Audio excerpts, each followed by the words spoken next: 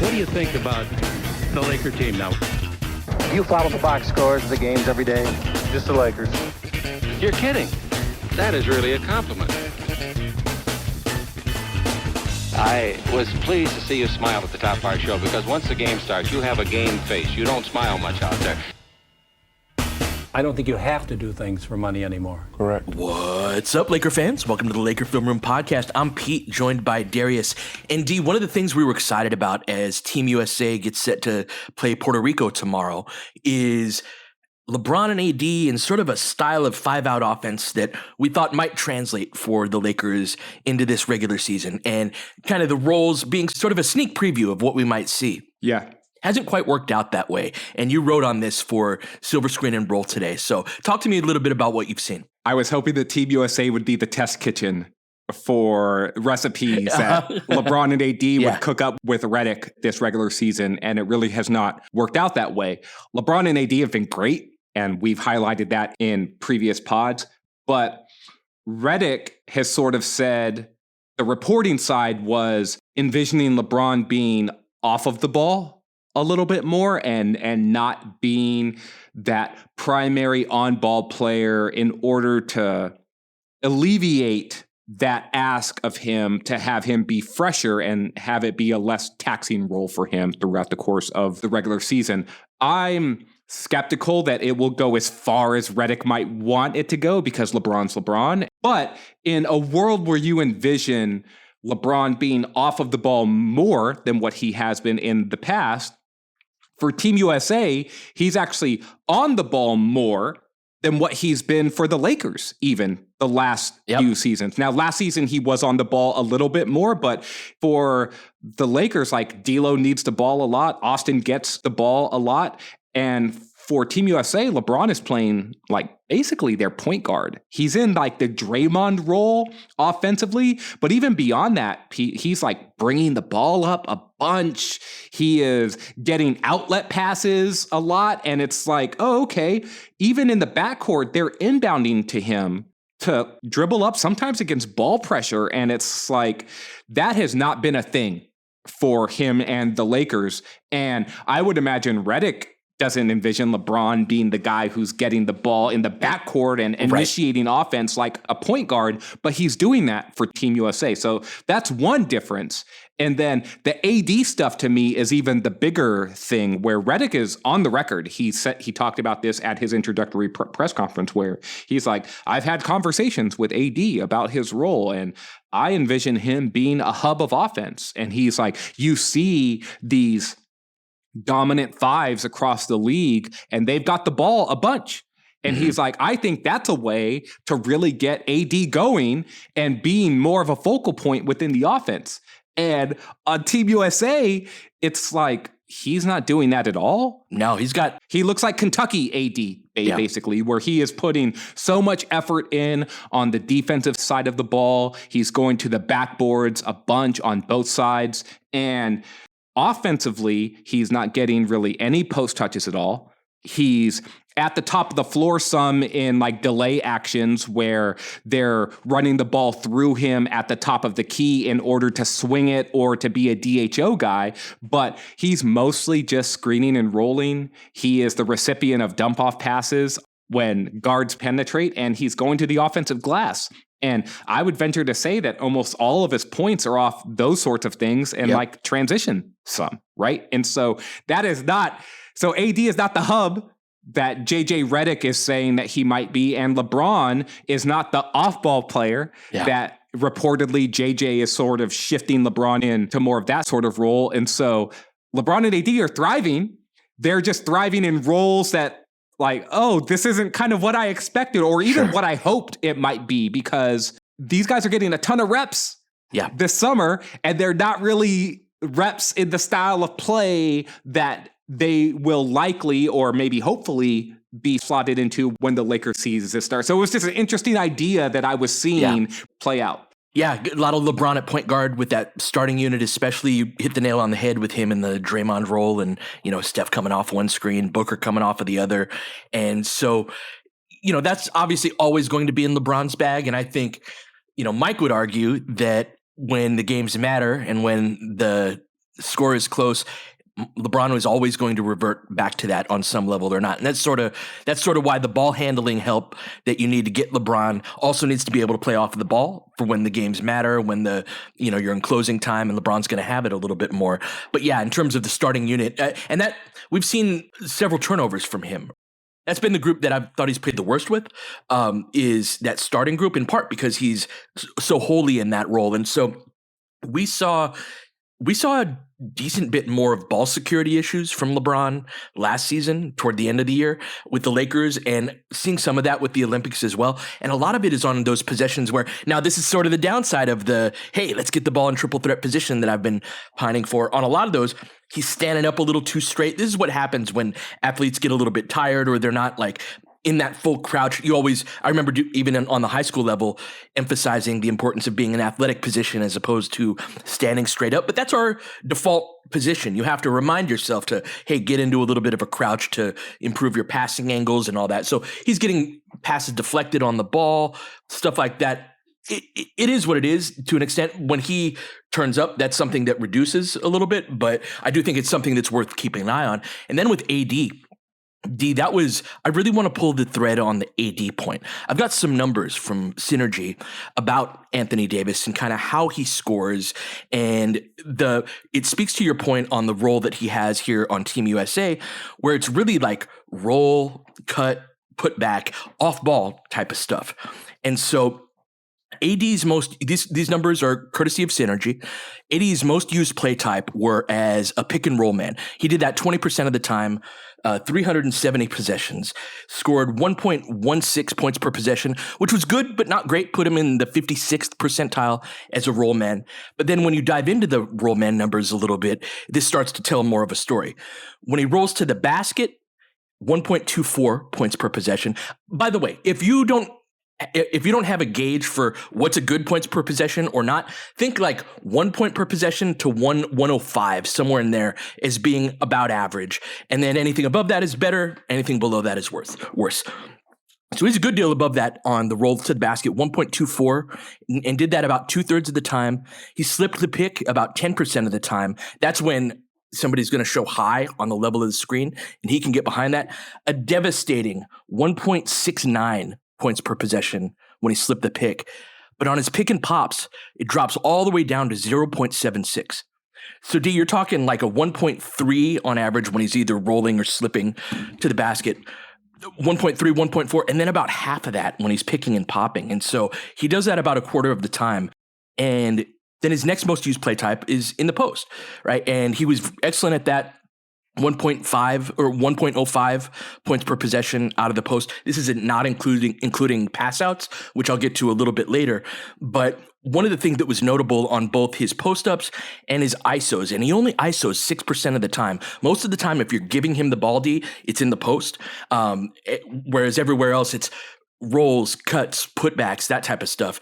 But he's about 2/3 of the time on the left block versus the right block. And so I want to kick that idea to you, is that on his jumper, he's in like the 10th or 5th percentile just overall, right? And he's very like one side of the court. So one of the things I'm concerned about, and please don't confuse this with like, I don't want to get AD the ball, or I don't want to get him a ton of shots at the ball at the end of the game, or all of that. But you have a guy who's doesn't shoot the jumper well and is very one side of the court type of dominant. I think his hubbiness, right, the ability to run stuff through him, is limited to like very specific sets of circumstances where even that's not even going to be the best thing to do against every team. There might be a kind of Sabonis is a good one where it's like he's a bigger guy, but he can also move his feet, to where AD's not just going to maul him, right? And so there's going to be certain nights, D, where it's like, hey, the left post is not as great of an option. And so that to me is one of my concerns going into this season, is AD's ability to operate as a hub. So let's take a break here, come back and talk about it.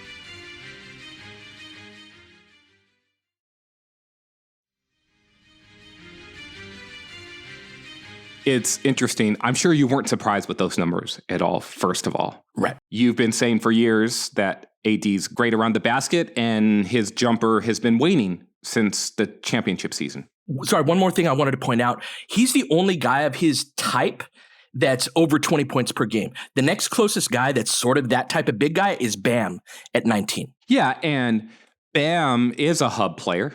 That's a good point. He does it a ton in Miami. They put him all over the floor, and he's a threat to score from all over the floor. It's interesting to me because my ideal role for AD is to push him further via coaching and opportunity, and almost like continue to put the food on his plate and be like, are you hungry? So I'm Filipino, right? I'm sure that you've had Filipino friends, and it's like this in like Latin American households as well. I grew up around a bunch of boys who are like Mexican dudes. Like you go to their my house. uncle's Puerto Rican chef. Yeah. Like you go to their house, and the first thing they ask is, have you eaten? Have you eaten? Are you hungry? And you're going to eat. It's going to happen. And even if you say you're not hungry then, you will be hungry soon enough because the food is there and it's time to eat. And bringing it back to AD, I want him walking into that Filipino house every single time he's on the basketball court. And it's just like, are you hungry? And this is how I want the coaches to treat him and for the offense to treat him, because the numbers are the numbers, and I'm not going to disagree. Like, the numbers are on wax, as Mike would say. That said, I want him playing with confidence, and I want him playing with a higher level of usage, because I think that that's how you get the best out of Anthony Davis for this role on the Lakers, right? Now, I think in an ideal world, Anthony Davis might tell you, it's just like, yeah, you know what? Give me all of these great players around me where I don't have all of the shot creation duties, and I'll look like one of, if not the best player on the court. Very similar to ways that he does for Team USA. But the numbers don't surprise me, Pete. It's just like, first of all, his ratio of diving and going to the basket versus shooting the jump shot in general is not the ratio you would want for a player who is comfortable shooting his jump shot or to get the best results from that, right? And so part of it is, I think he should be shooting more jumpers at times and not within his current diet. If AD is getting 15 shot attempts a game or 16 shot attempts a game, and I think it's higher than that, but I'm just trying to 17 almost every year, yeah.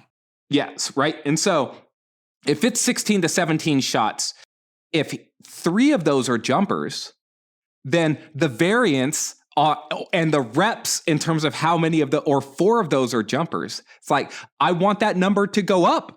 But I don't want it to go up within the context of it being 17 shot attempts a game. I want it to go up within the context of him taking 20 or 22 shots a game. Because A, I want his volume to be higher. And B, I want the increase in volume of jumpers to help facilitate a comfort level that's going to lead to more success, if that makes sense. It does. That said, though, it's almost on some level advocating that you want more Russell Westbrook jumpers, right? AD's been one of the 4 worst volume jump shooters in the league each of the last 4 seasons. And so volume for a big man, though. He's not shooting as many jumpers as guards.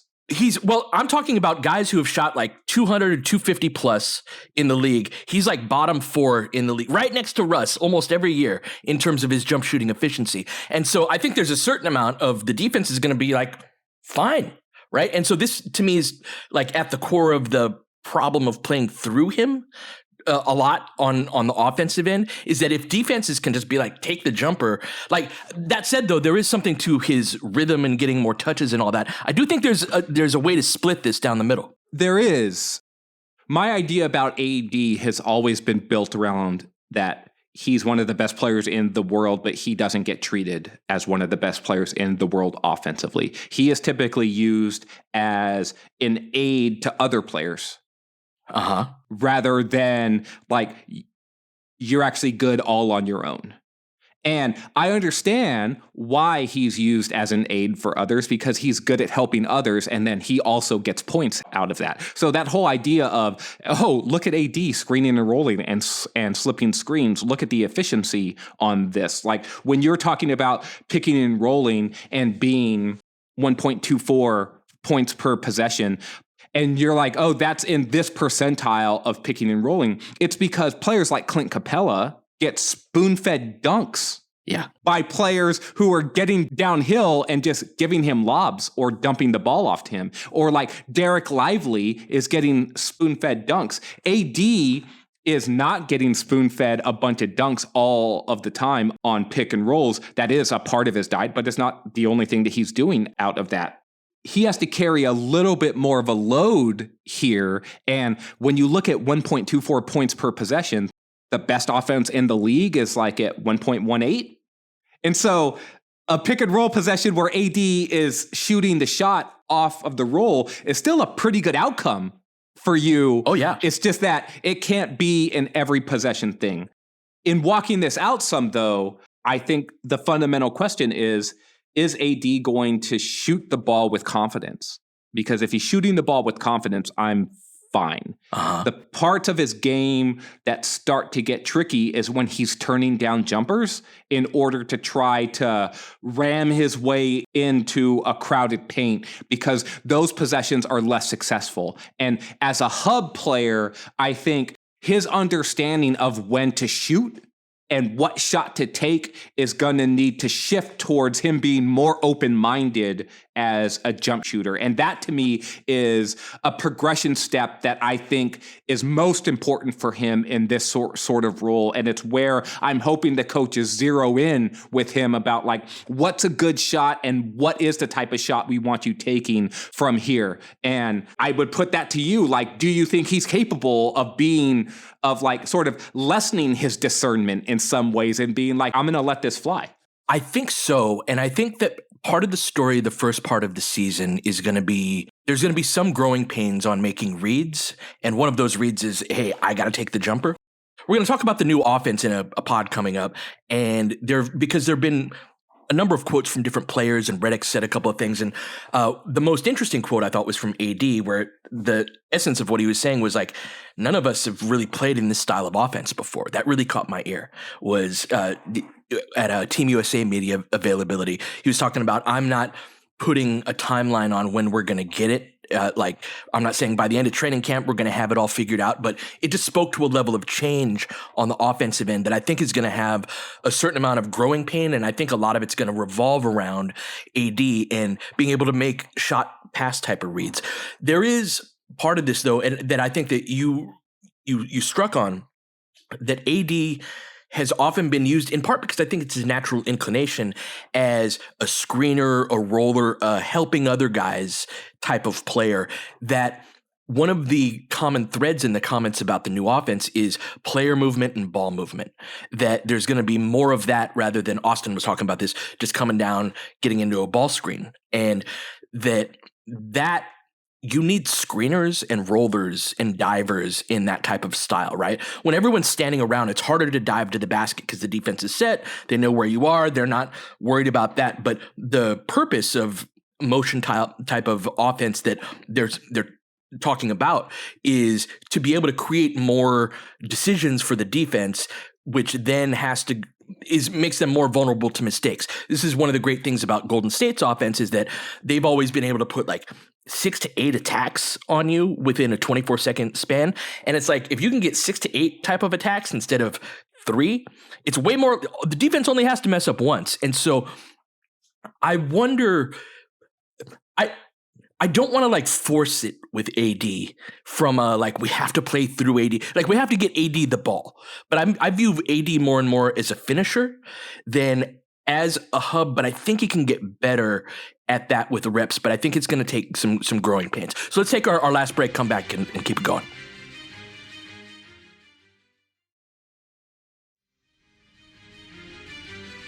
Some of this, to me, Pete, is also about where is he on the floor.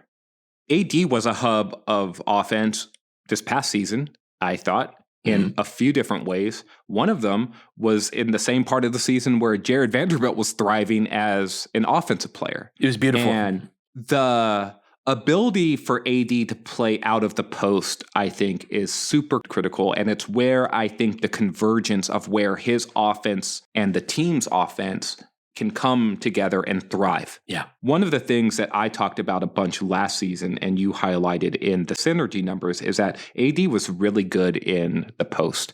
And You spoke about the numbers that you highlighted as being without passes, but with passes, either both with and without passes, I want to say he was in the top 10 of points per possession as one of the higher volume post-up players.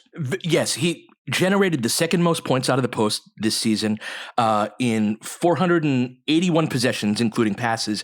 He generated 523 points, second to Jokic in the NBA, 1.09 points per possession, which is excellent out of the post. And in terms of frequency, he was in the 95th percentile. So that speaks to your point about being one of the more high volume guys. I would argue that let's crank it up even more.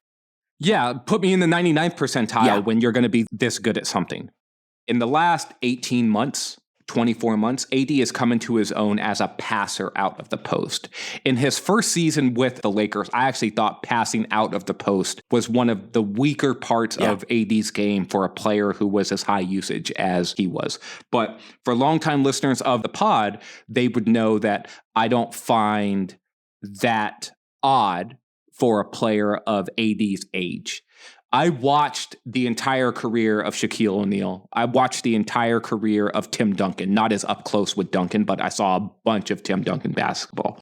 And one of the things I saw was that by the time they were in their 8th or 9th year, that's when they really had it mastered for their reads as post-up players, as passers. By that point in their career, they had seen every double team from every angle, and they had built up a comfort level, because they were in similar systems for a long time, of where teammates were going to be and what cuts were there, where the dives were going to come from, and everything else. I've seen similar progression from AD in the last 18 to 24 months, Pete.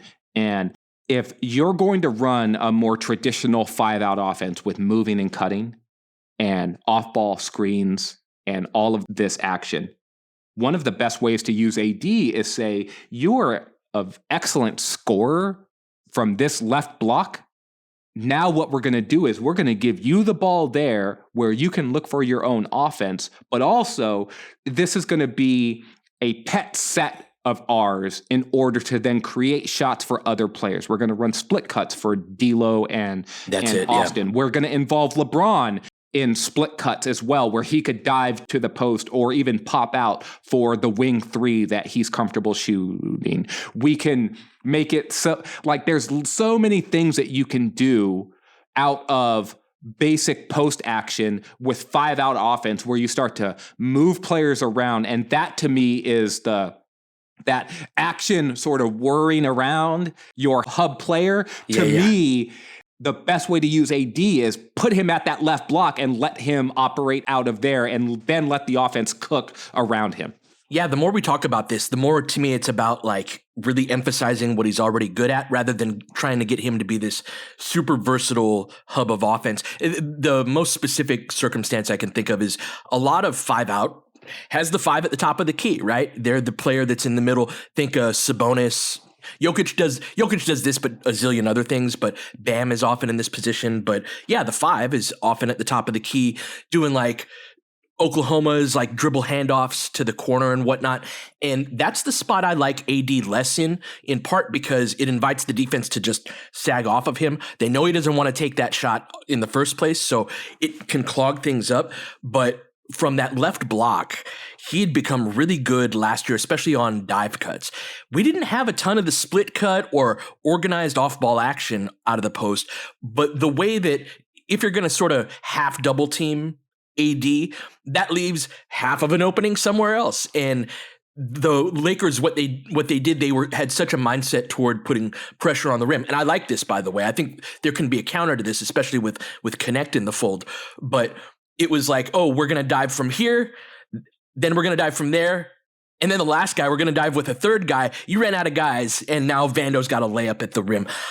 I think that's got a ceiling in terms of by the playoffs, you're not going to beat teams with simple dive cuts. You got to run some organized stuff. And when we did set pin screens, or like D'Lo, I love D'Lo as a screener, and I think that he's a guy that can play inverted with AD. That's why when earlier, and your point was correct overall, but like D'Lo spoon-fed AD a hell of a lot of dunks around the rim. Like I don't want to, and as did Austin. Believe it or not, Austin generated like I got some numbers on this yesterday. I'll get it. But some of the most points in the NBA on pick and rolls. So we do have that talent. And I don't want to go away from it entirely. But I went over a few places there. But yeah, I think that left block for AD is really key.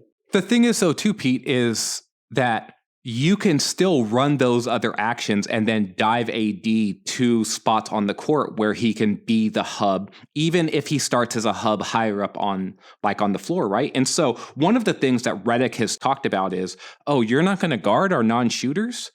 Well, guess what? We're going to use them then in screening actions for our shooters. Right. That then it's like, if you're way below the level of the ball, because you don't care about this dude, we're going to use that anti-gravity of that player to create a different look for another dude. So this is part of the reason why, and we'll talk more about this, to me, Connect is an AD group guy in terms of LeBron group, AD. I mean, he could play with either of them, but I see a lot of three-man action with like AD screening for Connect.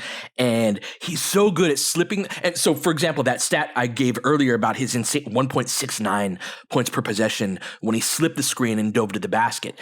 You're only able to do that when the big comes up too high. The big only comes up too high if he's scared of what the jumper from the guy with the ball. And so putting AD in, we've not really had a ton of this in this era on screeners, on shooters that can come off of a screen. You can create some great three-man action off of that. Totally. And especially a player who can get into his jumper quickly. And so D'Lo is not a quick release jump shooter coming off of a pin down.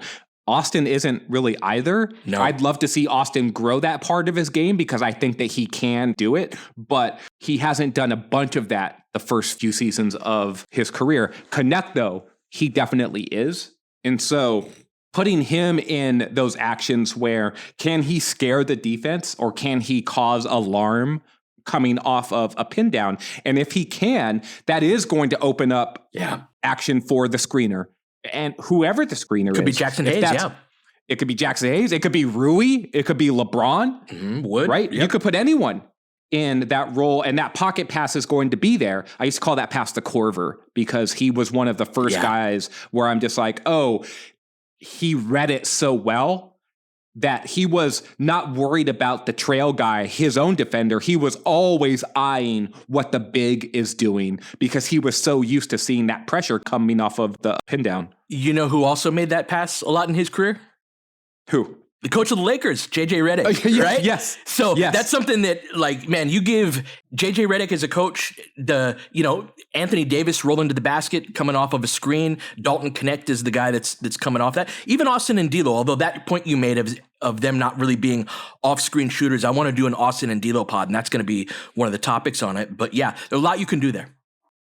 Yeah. So in bringing this back to AD, though, his understanding as a passer has just gone up a few levels from when he first came to the team.